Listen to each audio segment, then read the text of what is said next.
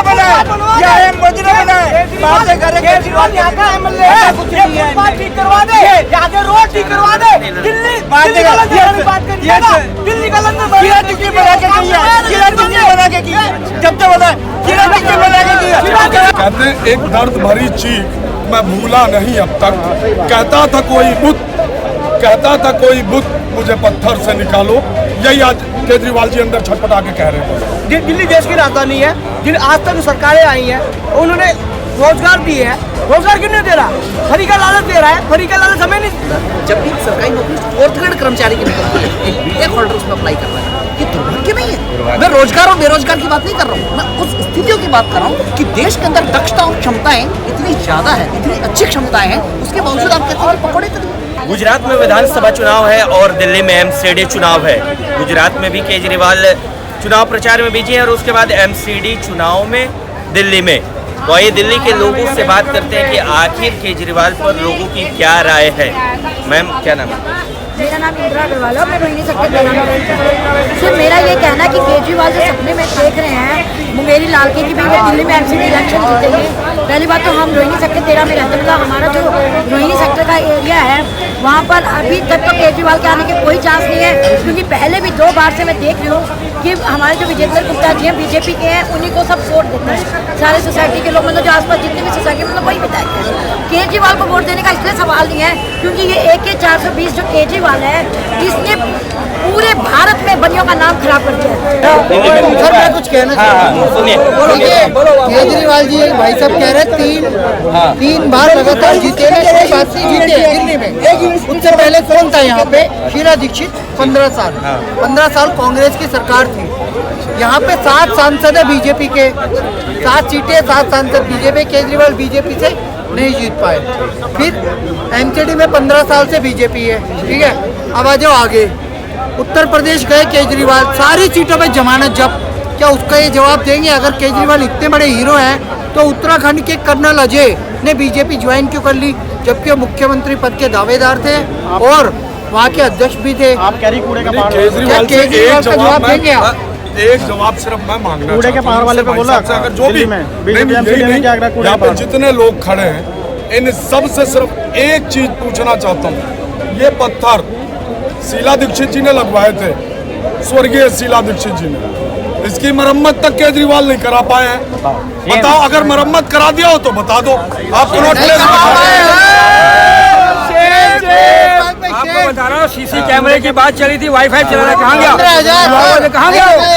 CC कैमरे लगे, इनसे पता कीजिए कितनी कमीशन खाई। कोई सीसी कैमरा चल रहा है भाई। कहते हैं एक दर्द भरी चीख मैं भूला नहीं अब तक। कहता था कोई बुत मुझे पत्थर से निकालो, यही आज केजरीवाल जी अंदर छटपटा के कह रहे हैं। बस केजरीवाल जी गुजरात में रोड शो कर रहे थे परसों 8 तारीख को। वहाँ पर वो चीख के माइक पर चिल्ला रहे हैं कि हमारे जो दिल्ली का एजुकेशन सिस्टम है, मॉडल है, वो हम यहाँ पर लाएंगे। दिल्ली में जज का बेटा और रिक्शे वाले का बेटा, IAS का बेटा सब एक साथ पढ़ते हैं, ठीक है। और हमारे यहाँ से अब जो है रिक्शे वाले का जो बच्चा है वो डॉक्टर बन रहा है और जो मजदूर का बेटा है वो वकील बन रहा है। भाई साहब 8 साल में कितने डॉक्टर उसने बना दिए।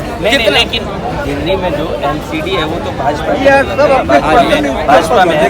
तो ये जो कूड़े का पहाड़ है भाई साहब, कूड़े का पहाड़ आप देखो ना, पहले अगर आप विजिट करोगे तो कितने लेवल फुट नीचे आ चुका है, आया ही नहीं आ रहा है। कोई बन के उसके बाद भी वहाँ पर माल जाता है, वो जो गंद जाता है, अभी भी वहाँ पर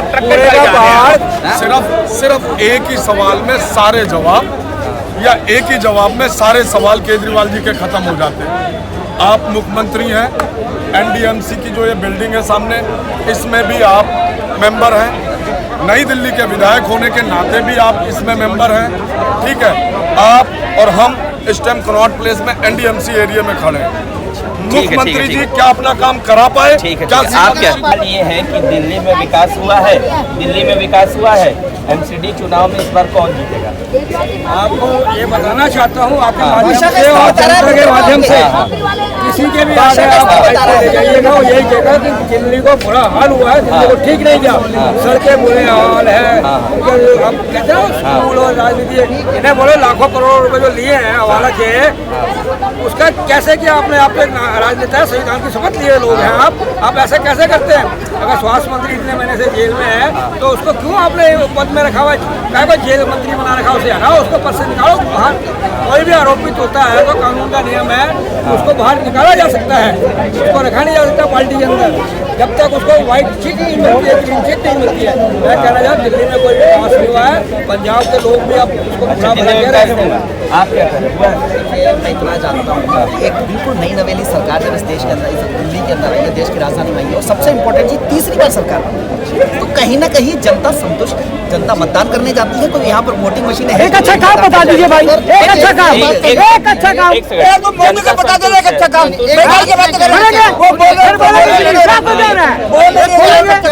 एक सेकंड आराम से क्या बना दी, क्या कहना चाहता हूँ, क्या बना? मोदी जी का यूनिवर्सिटी बनाऊंगा,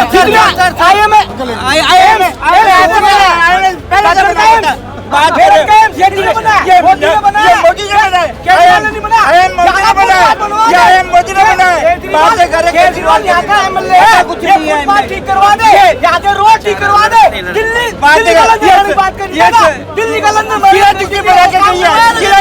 के की, जब तक बोला मैम, अगर खराब है तो फिर विधानसभा चुनाव में उन्हें सीट कैसे मिलेगी? देखो उस टाइम सर ने जो लोगों ने वोट दी वो मैंने तो तब भी नहीं दी थी वोट। मैं अपनी बात करती हूँ, पर्सनल मैंने उनको वोट नहीं दी, मैंने आज तक उनको वोट नहीं दी। तो फिर कोई भी इलेक्शन, 2 बार सरकार कैसे बन गई?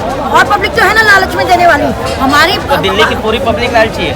नहीं, मैंने पूरी पब्लिक की बात नहीं कही, ऐसा नहीं है कि सारी वोट उसे ही मिली थी। वोट बैंक ठीक है बीजेपी का। अच्छा, कितनी सीट मिली थी आम आदमी पार्टी को? 68 मिली थी इस बार, 68 मिली तो थी। 68 सीट ऐसे ही मिल गई? सर सुनो ना, हमारी जो पूरी पब्लिक है उसको तो बिजली के लालच में, पानी के लालच में, बस के लालच में वोट दी, और आज वही यहाँ पर आपने देखा कि यहाँ पब्लिक रो रही है कि केजरीवाल ने ये कर दिया। आप इंटरव्यूज देखोगे अगर टीवी पे तो सबसे ज्यादा आज की डेट में यही इंटरव्यूज आ रहे हैं कि हमारे इलाके में तो पानी, हमें तो कोई नहीं फर्क पड़ता सोसाइटी में, हमारे इलाके में वैसे भी बीजेपी और नहीं भी पानी आता तो हमारे तो मोटर से पानी आता है हमारे घर में। बस में सफर करते हो? नहीं, मैं तो मेट्रो से आती है सर, बस में कौन सफर करेगा? पहली बात तो बस कहीं रुकती नहीं है, क्योंकि जब से लेडीज फ्री हुई है बस रुकती नहीं है, ठीक है। और उसमें इतनी खचाखच जो बस होती है, इन्होंने कहा फ्री फ्री इलेक्ट्रिसिटी यूज करते हो? सर सुनो, हम लोग मिडिल क्लास लोग हैं, हम लोग को फ्री बिजली का कोई बेनिफिट नहीं है पहली बार। क्यों? बेनिफिट तो सबको है। नहीं देखो, बेनिफिट उनको है जिनकी 200 से कम यूनिट है। एसी चलाएगा तो नहीं है भाई, और उस एसी चलाओगे जो मिडिल क्लास, एसी चलाएगा तो बिल कोई फ्री नहीं है। फ्री उसके लिए 25 गज का मकान है, एक कमरा है।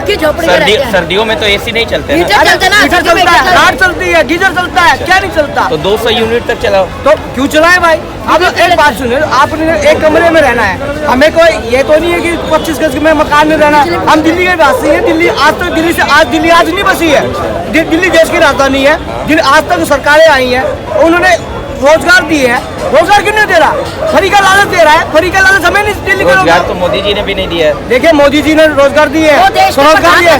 कितने लोगों को रोजगार मिले? इसका अभी देश में कितने लोगों को रोजगार? आप पत्रकार हैं, आप बता दीजिए। मैं बता रहा हूँ भाई, हम तो बता ही दे। नहीं, मैं भी बता रहा हूँ ना, रोजगार किसको कहते हो? पहले पत्रकार भाई आप बता दीजिए। अच्छा। आप काम करोगे तो वो है रोजगार। सरकारी नौकरी सभी को नहीं दे सकती, नो कांग्रेस दे भाई। कितने लोगों को सरकारी नौकरी मिली? किसकी सरकारी नौकरी सबको मिली? सबको मिल रही है। जो कमियां है, जो कमियां है वो दूर होगी। और जो युवाओं की बात कर रहे हैं, मोदी जी ने रोजगार दिया है। नहीं, हमने रोजगार की बात नहीं की, मैंने सिर्फ ये इनको भी अपनी बात रखने दीजिए, इनको भी अपनी बात रखने दीजिए। हाँ रखिए, हाँ बोलिए। देखिए, इस देश के अंदर एक ग्रेजुएटेड जो युवा है, एक जो अच्छा शिक्षित युवा है, वो आज की तारीख में बिल्कुल बेसहारा सा है। मतलब आप ये कहते हैं कि रोजगार दिया, भाई साहब बात कर रहे थे कि रोजगार देना किसे कहते हैं। बिल्कुल साहब, मैं ठेला गाड़ी चला करके दिन भर अच्छा खासा रोजगार कर सकता हूँ, कोई दिक्कत नहीं। पर हमारे इस देश की जो शिक्षा का स्तर है, जहाँ पर अच्छे अच्छे विश्वविद्यालय है, अच्छा एजुकेशन सिस्टम है, उस सब के बावजूद अगर एक ग्रेजुएटेड बंदा, आप कोशिश कीजिए, सरकारी नौकरी की चलो बात ही नहीं करता। इस देश के अंदर जब भी सरकारी नौकरी 4th ग्रेड कर्मचारी की निकलती है, एक बीटेक होल्डर उसमें अप्लाई कर रहा है, ये दुर्भाग्य नहीं है। मैं रोजगार और बेरोजगार की बात नहीं कर रहा हूँ, मैं उस स्थितियों की बात कर रहा हूँ कि देश के अंदर दक्षता और क्षमताएं इतनी ज्यादा है, इतनी अच्छी क्षमताएं हैं, उसके बावजूद आप कहते हैं कि पकौड़े तो क्या ये रोजगार है? देखिए नहीं सुनो भाई, आप भाई ने बड़ी अच्छी बात करी, बड़ी अच्छी बात है। पकौड़ा तलना, एक मिनट, हल्दीराम ब्रांडेड है, कौन खाता है? क्यों? ये युवा भाई है, ये भी खाने देता है। वहाँ भी पकौड़े खाते हैं हल्दीराम में, कितने खाते हो? और पकौड़ा की बात है, बीटेक करो। अभी 1 मिनट मैं कुछ और पॉइंट बोलूंगी जो इनको भी बुरा लगेगा शायद आपको। बोलिए। इनका कहना है कि ग्रेजुएट पढ़े लिखे लोग हैं, इनको रोजगार चाहिए, इनको नौकरी चाहिए। यहाँ पूरी पब्लिक में आप देखो कि आधे से ज्यादा लोग गर्लफ्रेंड लेके घूम रहे हैं, पढ़े लिखों को गर्लफ्रेंड लेके घूमने जाते हैं। काम करने में शर्म आती है, अपने माँ बाप की इज्जत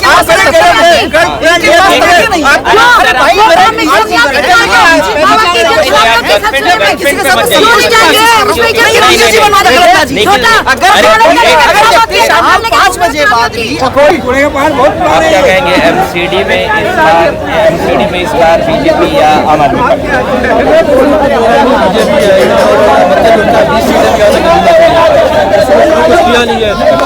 लेकिन काम बहुत साल से तो कुछ नहीं कर रहे हैं। पुनः ऐसे जो है गाजीपुर के पूरे घर के चक्कर लगा रहे हैं, साथ में दवा करते हैं कि मैं आऊँगा सीट का मतलब कार्ड आ गया, माल भी आपको कार्ड आ देंगे। मैं आपके चैनल से केजरीवाल जी बताइए मुझे कूड़े का हमारा हटाएंगे, कहाँ पे ले जाएंगे कूड़े का, ये बता सकते हो तो बताइए, फिर ये बात करते हैं।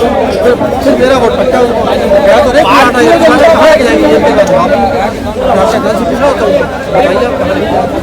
धन्यवाद।